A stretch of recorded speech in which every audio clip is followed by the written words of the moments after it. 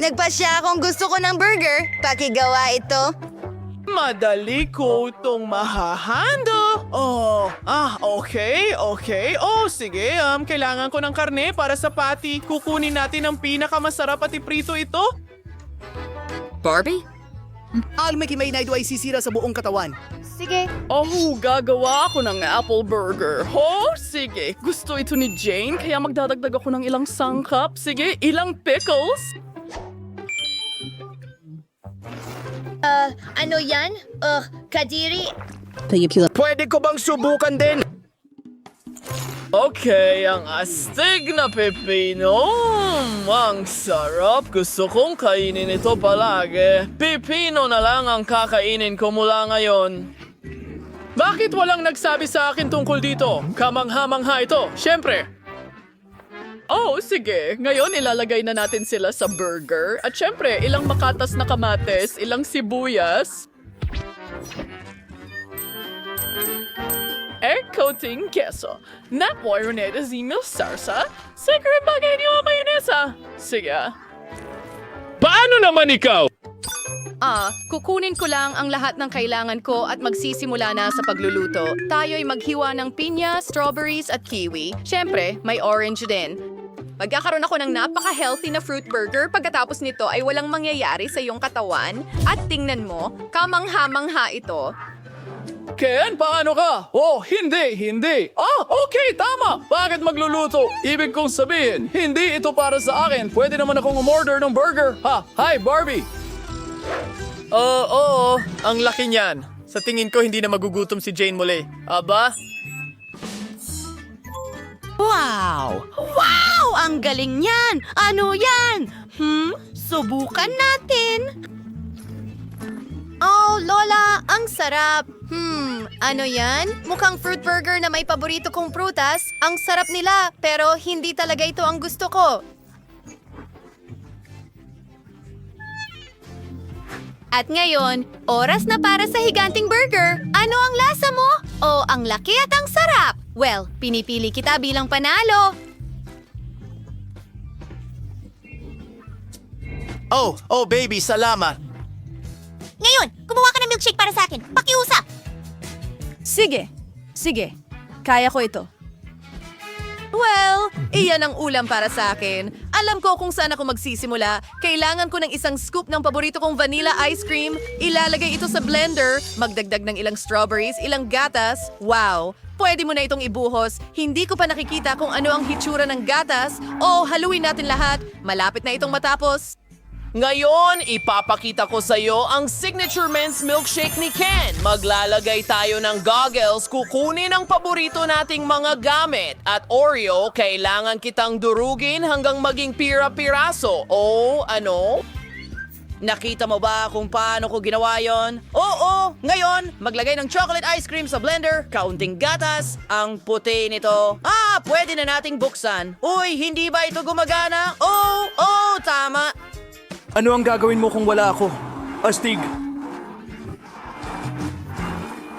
At kinagulat mo ba yon? Dapat na ako magsimula gumawa ng smoothie. Magsisimula ako sa kalabasa. Puputulin ang itaas at ilalagay ito sa blender.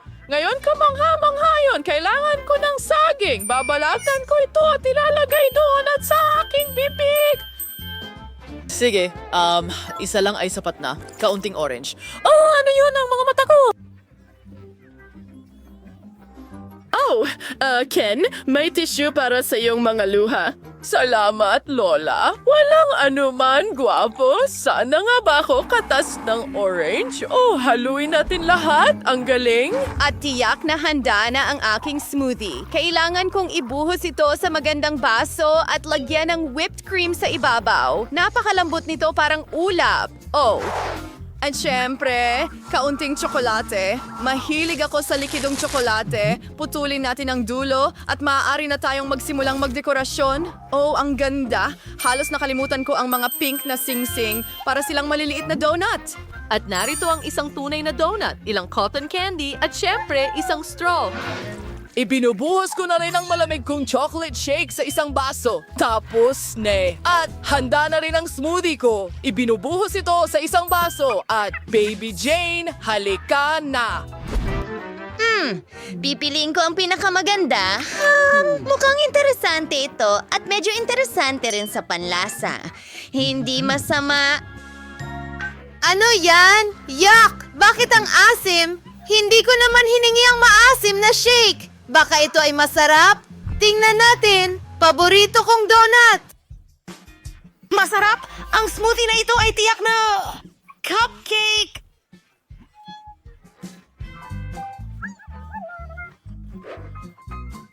Oh, madali lang ito. Gusto ko rin ito. Hindi talaga. Gagawin ko ang pinakamahusay na cupcakes kailanman. Kailangan nating magsimula sa isang itlog. Madali lang yon. Tama. Ano pa? Hey! Sige, tingnan natin. At ngayon, paghahaluin na natin lahat. Mahirap ba ito? Ken, may hari na ka sa mukha mo at ginagawa ko ang aking masa. Kulay rosas ito. Perfecto. Ibinubuhos ko ito sa mga puso. Ngayon, ilalagay na ito sa oven. Oh, okay! Ang mga cupcake ko ay classical. Oh, ano yan? Tsokolate na pulbos? Ano? Ugh!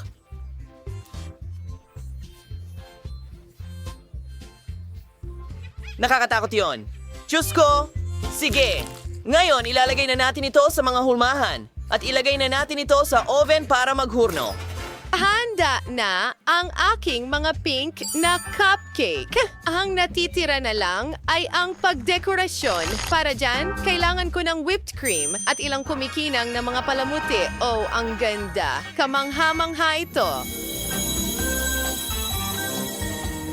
Oh, ang bango ng mga cupcake ko. Kailangan kong idekorasyonan ang mga ito ng homemade vanilla buttercream, ilang berries at... Perfecto! Handa na ako, Ken?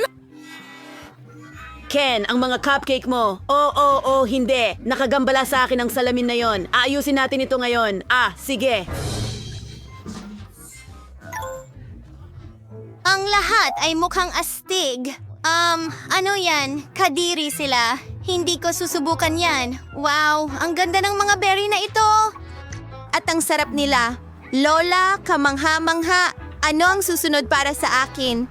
Wow, ang gaganda ng mga ito. Masarap. Pero kailangan kong piliin ang pinakamaganda. At tingnan natin ang mga ito, Lola. Oh, sa wakas! Ha? Oh! Ingat ka, huwag kang magulo. Totoo, tama na. Gusto ko ng cocktail. Tara na. Isang cocktail? Madali lang, handa na ang lahat. Oh, huwag mo na lang akong abalahin. Alam ko ang maraming mga recipe at gagawa ako ng pinaka-hindi pangkaraniwang cocktail, hindi lang basta cocktail. Una, gagawa ako ng masarap na lollipop. Para dito, kailangan ko ng ilang makukulay na syrup. Susunod, magdagdag ng mas maraming asukal sa kumukulong tubig, maghintay ng kaunti at pagkatapos ay idagdag ang nabuong solusyon sa mga syrup. Ngayon, ang swambyaswarap to sabaji. Kailangan natin kunin ang mga patpat. Igbit ang mga espesyal na sipit sa mga ito. Isawsaw ang mga patpat sa nagresultang solusyon. Napakahalaga na ang mga patpat ay hindi dumikit sa ilalim ng baso. Ay, naku. Matutulog na lang ako. Siyempre. Pakinggan mo, Lolo, pakiabot naman ng strawberry. Oo naman. Walang problema, Chef Samantha. Heto ang mga strawberry mo. Salamat. Oo. Okay, salamat. Ang unang layer ng cocktail ay handa na. Kaya, dinudurog ang ilang strawberries, nagdadagdag ng Sprite at piniblend ito.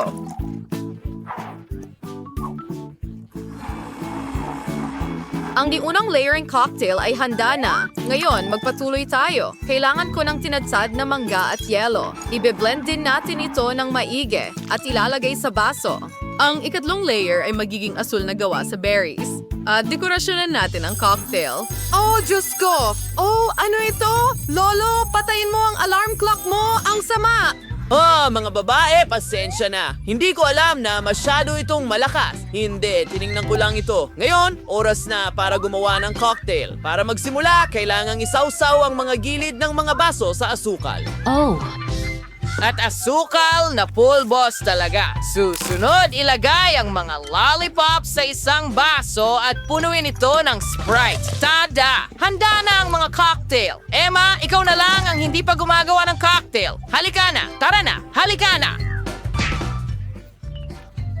Oo, kailangan kong magmadali. Mas malaki ang baso, mas maraming candy ang mailalagay nito. Para magsimula, mga candy na marmalade, gawin natin ito. At ilang Skittles, pagkatapos ay ilang yelo. Ang base ng cocktail ay itong Fanta. Paborito ko sa totoo lang. At ilang pang marmalade candies para sa dekorasyon. Pagkatapos niyan, kung nasaan niyo sila ng mga nilalang sa dagat, mas astig. Jane, handa na kami. Lahat ng cocktail ay mukhang napaka-appetizing. Hindi ko alam kung saan magsisimula. Subukan natin ang Amazon. May marmalades din ito. Ang galing. Talagang gusto ko ito. Tingnan natin kung ano ang inihanda ng chef para sa akin. Kakaiba. Pero inaasahan ko pa ng higit. Tanging itong chemical na kabaliwan mula sa propesorang natitira. Sana hindi ako malason. Sobrang sarap nito. Wow. Wow! At sino ang mananalo? Siyempre ikaw! Ito ang pinakamasarap! Oo, alam ko na yon. Sa ikalawang round, gusto kong gumawa ka ng sorbetes para sa akin. Kailangan ng tikim ng syrup. Ano ang ginagawa mo? Ice cream? Sige, ganun na nga. Yun na yun. Madali lang. Saan ako magsisimula? Sa tingin ko, gagawin ko muna ang mga bola ng sorbetes mismo, lahat sa tulong ng chemistry. Susunod, isang tsokolating syrup. Ibubuhos ko ito sa basil ng sorbetes at sa mga bola mismo. At kaunting makukulay na sprinkles ay hindi makakasama.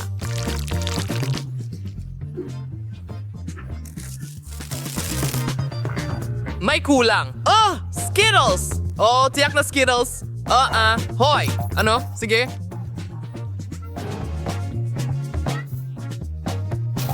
Oh, sige. Pwede na rin yan. Kailangan i-blend ang mga candy sa toothpicks. Tapos gagawin ko silang dekorasyon para sa ice cream.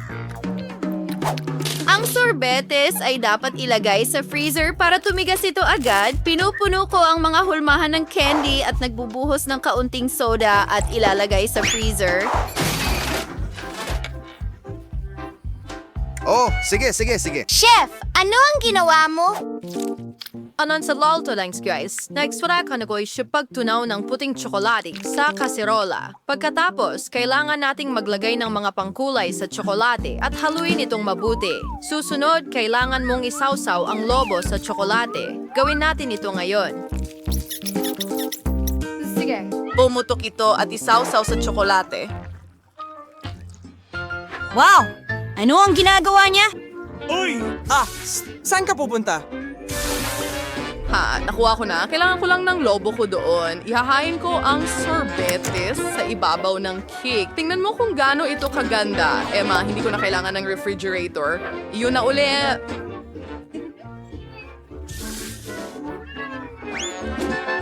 Ngayon, kailangan nating painitin ang caramel syrup. Sa tulong nito, magiging mas maganda lang ang aking putahe. At ang ating takip na tsokolate ay dapat takpan ng sorbetes. Magiging cool din na palamutian ang aking putahe ng mga berry at buhusan ng mainit na caramel syrup sa ibabaw ng tsokolate. Bakit ka mukhang naiinggit? Emma, halika na! Oh, tama. Handa na rin ang ice cream ko. Tingnan mo. Lumabas na napakaganda. 3 buong prutas na ice cream. Astig! Oh! Jane, subukan mo ito. Malalaman natin ngayon. Magsimula tayo sa'yo, Emma. Masarap. Sinisikap ko talaga. Tumuloy na tayo. Tingnan natin kung ano ang inihanda ng propesor sa pagkakataong ito. O, paano? Maganda. Masarap. Oo. Ang ideya ay astig. Parehong masarap. At maganda. Ako'y nasasabik pero may obra maestra pa na naghihintay sa akin mula sa chef. Ang ulam ni Samantha ang pinakamaganda sa lahat. Gustong gusto ko ito. Panalo ka. Siyempre. Sa pagkakataong ito, gusto kong gumawa ka ng cupcake para sa akin. Wow! Tara na! Isang cupcake? Oh, madali lang. Gayon pa man, hindi ko pa sila nakaharap noon. Pero ang kaalaman ko bilang siyentipiko ay makakatulong muli sa akin. Gagawin ko ang base para sa cake mula sa aking mga solusyon. Aha! Oo. At ang cola ay magiging kapaki-pakinabang para sa akin upang lumikha ng cream. Kailangan mo lang itong ibuhos sa isang flask at ihalo ito sa susunod kong solusyon. Ngayon, iyan ay isang bomba. Gayunpaman, hindi ako sigurado kung pwedeng kainin ang bagay na ito. Imnet, ngayakan mong aminin na ang cupcake ko ay mukhang napakaiba at astig. Oh, sige. Iyan ang tinatawag kong obra maestra. Oh. Mga babae, hoy, ano sa tingin mo? Anong ibig mong sabihin? Nailagay ko na ang mga cupcake sa oven. At ngayon ipapakita ko sa iyo ang aking obra maestra. At hindi pa nga ako nagsisimula. Kahit na, bakit hindi gumamit ng lata ng Coke? Astig! Ang mga cupcake ko ay magiging orihinal. At halos handa na ang aking mga cupcake. Ngayon, kailangan mong ilagay ang mga ito sa anyo ng isang malaking cupcake at lagyan ng cream sa ibabaw. Ang cream na ito ang magiging pangunahing cream at magkakaroon ng karagdagang kulay na cream sa ibabaw nito.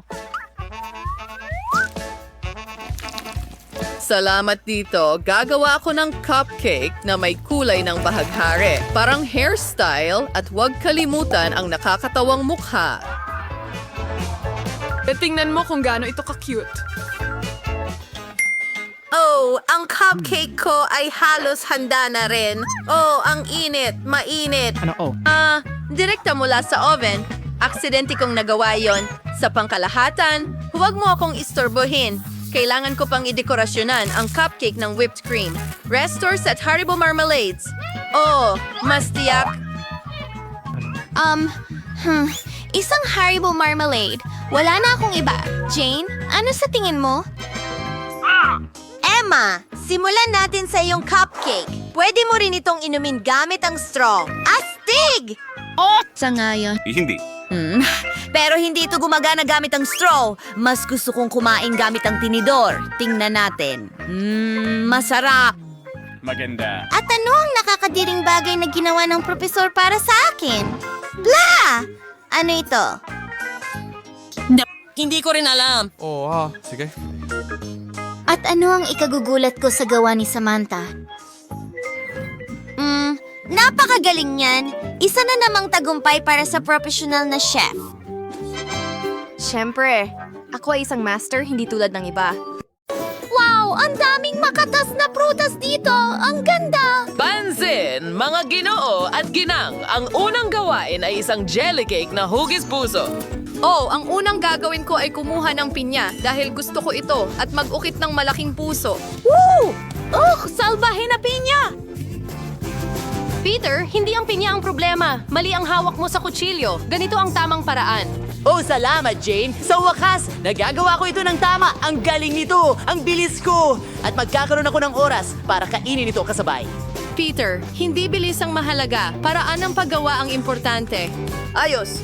Natapos ko na ang lahat.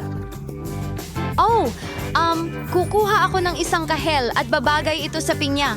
Oh, isang orange? Meron din ako. At tingnan mo kung gaano ako kalakas. Ang galing lang. Sa tingin mo ba kasya ito? Tama ka. Sobrang saya. Habang nakikipaglaban si Peter sa isang orange, hinihiwa ko na ang susunod na prutas. Kumuha tayo ng berdeng mansanas. Magiging sobrang bilis ko rin. Ang mansanas ay mahusay, pero kailangan din nating tikman ito. Ang galing. Nako, oops. Sa tingin ko nasobrahan ko ng kaunti pero busog na ako. Para maging parang jelly ang cake, kailangan nating magdagdag ng gulaman. Kailangan itong maging kadiri! Kinakain mo ba talaga yan? Sige, idagdag na natin. Oh, huwag kalimutang tunawin ito sa tubig. Well, gagawin natin ito. Ginagamit ko ang panghalo para talunin si Peter. Oo, handa na ang gelatin? Pwede na nating ilagay ang prutas. Sige, punta tayo sa ref. Ako ang mauna. Oh, salamat Peter. Isa kang tunay na Ginoo. Ang natitira na lang ay maghintay ng kaunti. Tingnan mo, ako ay isang robot. Isang robot na walang preno. Oh, tapos na ang oras. Tingnan natin ang ating mga cake. Hindi na ako makapaghintay na makita kung ano ang kinalabasan. Ako rin. Wow, ang ganda nito! Salamat sa hulmahan, nakuha ko ang perpektong puso. Ang cake ay napakaganda. Halos parang gawa ng chef. Napakamalikain mo. Mas mabuti pang tingnan mo ito. Ha? Ano ang problema? Ha?